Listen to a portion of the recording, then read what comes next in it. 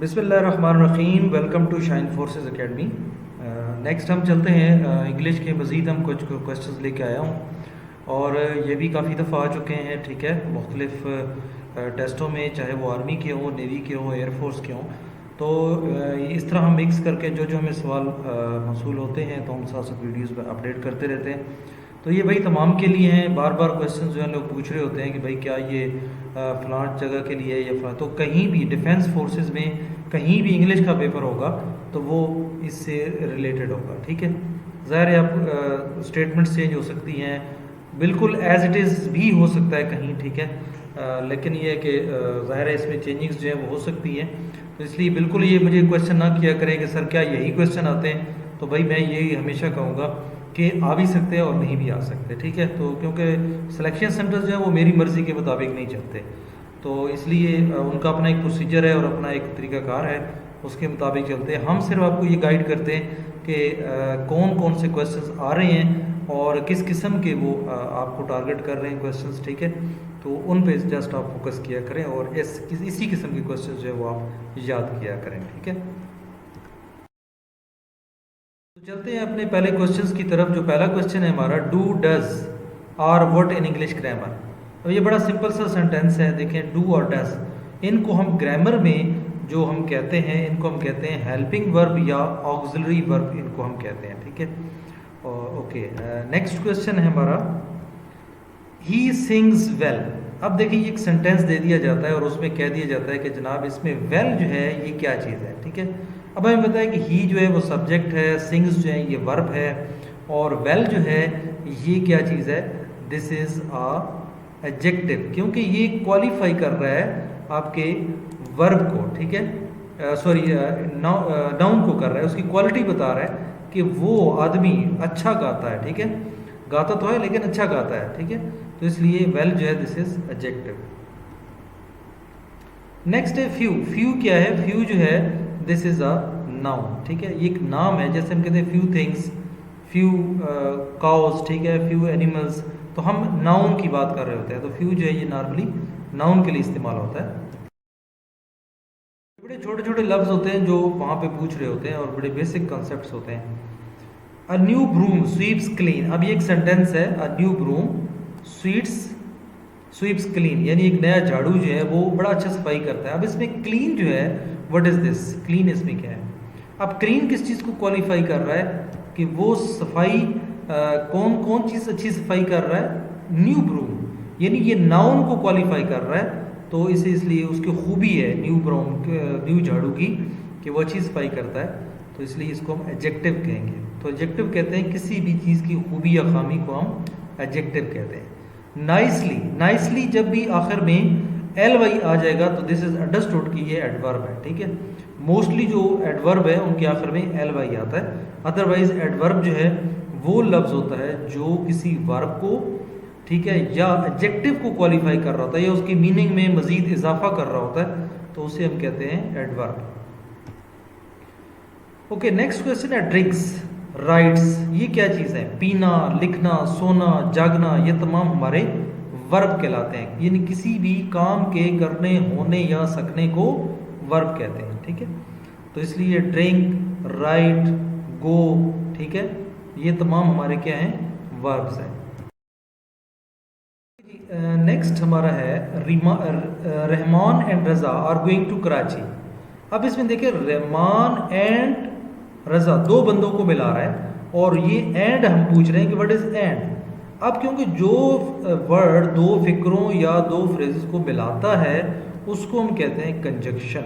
ठीक है, और ये one of the part of speech है, यानी 8 पार्ट ऑफ स्पीच में एक पार्ट ऑफ स्पीच जो है वो कंजक्शन कहलाता है। और कंजक्शन उसे कहते हैं कि वो लफ्ज़ जो दो फिक्रों को या दो चीज़ों को आपस में मिलाता है, तो उस लफ्ज़ को हम कहते हैं कंजक्शन। नेक्स्ट है ही कुड रीच। अब जब भी किसी जगह पे आप पहुंचेंगे तो उसके लिए हम एट का इस्तेमाल करेंगे, और नॉर्मल पार्टी पे पहुंचना, रेलवे स्टेशन पे पहुंचना, उसके लिए हम एट का इस्तेमाल करते हैं, और ये एक प्रीपोजिशन है। ठीक है, नेक्स्ट है फिजा इज सिक। अब देखिए वो बीमार है, लेकिन हम किस तरह बीमार है? By heart. ठीक है, यानी वो जिसे हम कहते हैं वाकई वो बीमार है, तो इसलिए हम इसके लिए बाई का या दिल का उसके मसला है, ठीक है, सॉरी बाय हीट, ठीक है, सिक इज़ बाय हीट, तो यानी वो बीमार है जिसे बिल्कुल तप रही हो, ठीक है।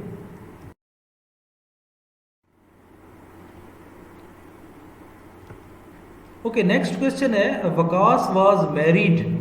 अब मैरिड के बाद आप आगे देखें कि आगे क्या चीज़ है। अगर तो कोई ज़िंदा आदमी है फिर तो आप विद लगाएंगे, ठीक है, लेकिन अब वो एक फैमिली है तो फैमिली में क्योंकि उसकी शादी हुई है तो इसलिए इसमें हम लगाएंगे इन, ठीक है। इन का मानी होता है में, टू का मतलब होता है का की के, विद का मतलब होता है साथ, और फ्रॉम का मतलब होता है से।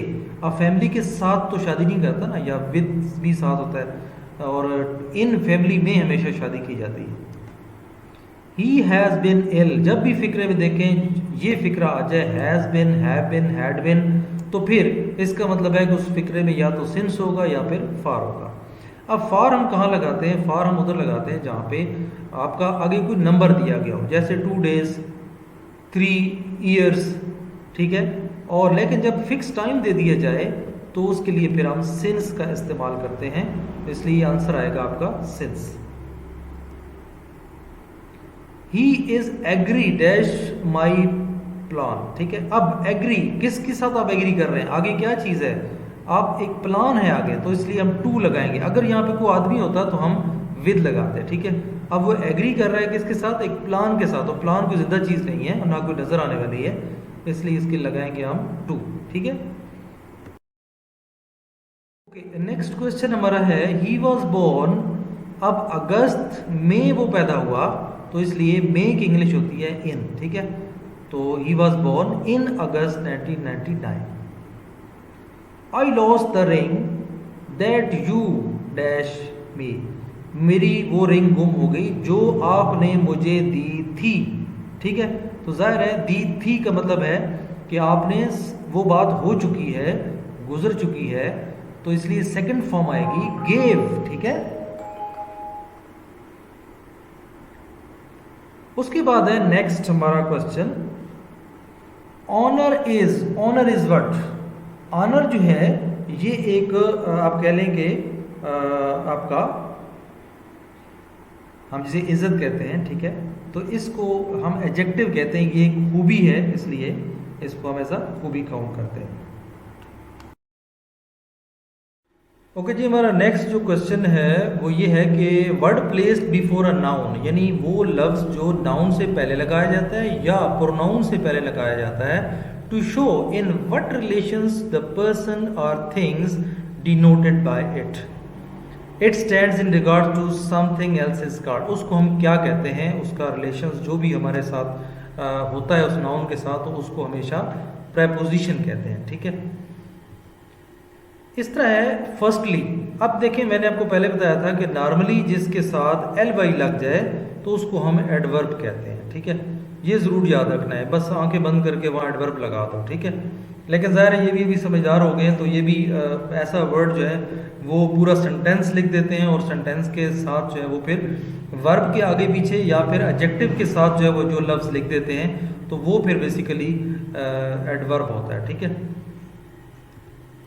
लेकिन ये ज़रूर याद रखेंगे जिसके आखिर में एल वाई है वो तो एडवर्ब है ही है, ठीक है। Okay, were you dash home last night, क्या आप लास्ट नाइट कार पर थे, ठीक है। तो अब जब एट होम, होम आ जाता है तो होम के साथ अक्सर जो है वो एट जो है वो प्रेपोजिशन इस्तेमाल होता है, ठीक है। ओके, नेक्स्ट है डिड इट। हमेशा याद रखें कि जब भी जिस फिक्रे में डिड, डू या डज का इस्तेमाल होगा तो उस फिक्रे में हमेशा फर्स्ट फॉर्म लगती है, और उस फर्स्ट फॉर्म के साथ एस या एस का इजाफा ख़त्म कर दिया जाता है, नहीं होता, ठीक है। तो इसलिए सिंपल इसमें आ जाएगा रेन, ठीक है। तो अगर डिड या इस्तेमाल ना होता तो वो फिर ज़ाहिर है रेन्स या रेनिंग होता, ठीक है। तो लाजमी बात है कि जब डिड आ गया तो फिर हम रेन लगाएंगे और उसके साथ कोई एस या इसका इजाफा नहीं करेंगे, ठीक है। टॉम गेट्स, टॉम जो है क्या करता है जनाब? गेट्स हासिल करता है मेल एवरी डे, हर रोज़ाना इतनी मेल। तो अब मेल जो है वो किस में हासिल करता है? फ्यू, कुछ, सम ये क्वांटिटी के लिए इस्तेमाल होता है, और मैनी नंबर के लिए इस्तेमाल होता है, अ फ्यू कुछ, थोड़ी सी। तो इसके लिए हम कहेंगे सम, ठीक है। टॉम गेट सम मेल, तो कुछ मेल जो है ना वो क्वांटिटी वो हासिल करता है, यानी कितनी मेल, ठीक है, 2 4 5 6, ठीक है। तो उसके लिए हम सम का इस्तेमाल करते हैं। नेक्स्ट है शी आस्क्ड अस, उसने पूछा हमसे क्या, डैश फॉर हेल्प, ठीक है, to wait for help. She asked us to wait for help, कि उसको वेट, उसने हमसे पूछा कि आपने वेट करना है, ठीक है। तो यहाँ पे टू वेट आएगा। ओके, नेक्स्ट है हमारे पास जो क्वेश्चन है, उर्दू इज, उर्दू क्या है, ठीक है। उर्दू जो है इज, जब इज आ जाए तो याद रखें कि यहाँ पे इज आर एम, जब भी ये आपके पास होगा, ठीक है, इज, ये हेल्पिंग वर्ब है, इज और एम, तो आपका जो फर्स्ट फॉर्म है उसके साथ आई एन जी होना चाहिए।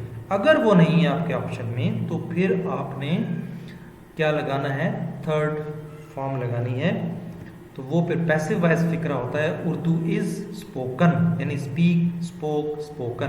तो third form of the verb ये यूज की जाती है। नेक्स्ट है ही इज। अब देखें ही इज क्या है, वो क्या है, बॉय इन आवर स्कूल्स, वो लड़का हमारे स्कूल में क्या है। तो अब ये देखें एक लड़के की बात हो रही है, ठीक है। तो सिंपल अगर एक ही, तो वो द टॉलेस्ट, सबसे बड़ा, वो एक लड़के को कंपेयर किया जा रहा है बहुत सारे लड़कों के साथ पूरे स्कूल में, तो फिर द टॉलेस्ट, सबसे बड़ा, ठीक है। अगर यहाँ पे होता कि he is dash boy then Aslam, तो अब दो बंदों का कंपैरिजन आ जाता, तो फिर हम उसमें सिर्फ टॉलर लगाते, ठीक है। तो जब भी कंपैरिजन ना हो और बल्कि ओवरऑल हो, तो फिर थर्ड यानी सुपरलेटिव डिग्री लगाएंगे। शी इज, ठीक है, शी इज, अब वो क्या है, लड़की इन आर स्कूल्स, तो यहाँ पे भी आपका क्या आएगा, द टॉलेस्ट, सबसे बड़ी, सबसे लंबी, ठीक है।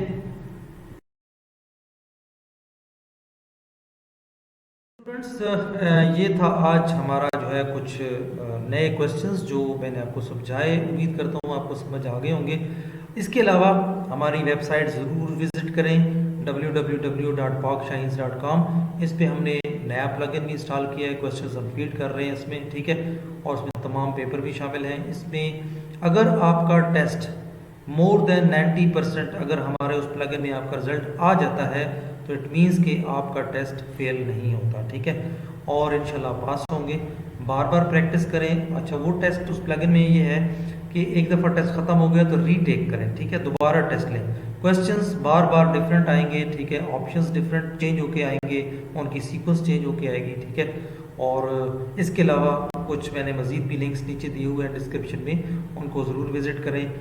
और करीब इंशाल्लाह हमारा दूसरा चैनल प्योर इंटेलिजेंट टेस्ट पे वो भी आने वाला है, और वो हमारी इसी वीडियो के लिंक के नीचे तमाम वीडियोस के जो मौजूद हैं, इन्हीं के नीचे लिंक मौजूद होगा, नाम बता दूंगा कि नेक्स्ट किसी वीडियो में। तो इंशाल्लाह उसको भी ज़रूर सब्सक्राइब कर लें, ठीक है, ताकि आप प्योरली अगर आपने इंटेलिजेंट टेस्ट को सीखना है तो वो फिर हमारा इंटेलिजेंट टेस्ट चैनल से आप मुस्तफ़ीद हो। मज़ीद यहाँ पे भी अगर आप वीडियोस देख लेते हो तो इंटेलिजेंट टेस्ट में आप फेल नहीं होते, लेकिन फिर भी अपने इंटेलिजेंट टेस्ट को ज़्यादा से ज़्यादा प्रैक्टिस करें ताकि आप पास हो। मेरी दुआ है अल्लाह ताला आपको हर टेस्ट पे कामयाब करें। मेरे साथ रहें, और चैनल अभी तक सब्सक्राइब नहीं किया तो ज़रूर सब्सक्राइब कर लें। टेक केयर, अल्लाह हाफ़िज़।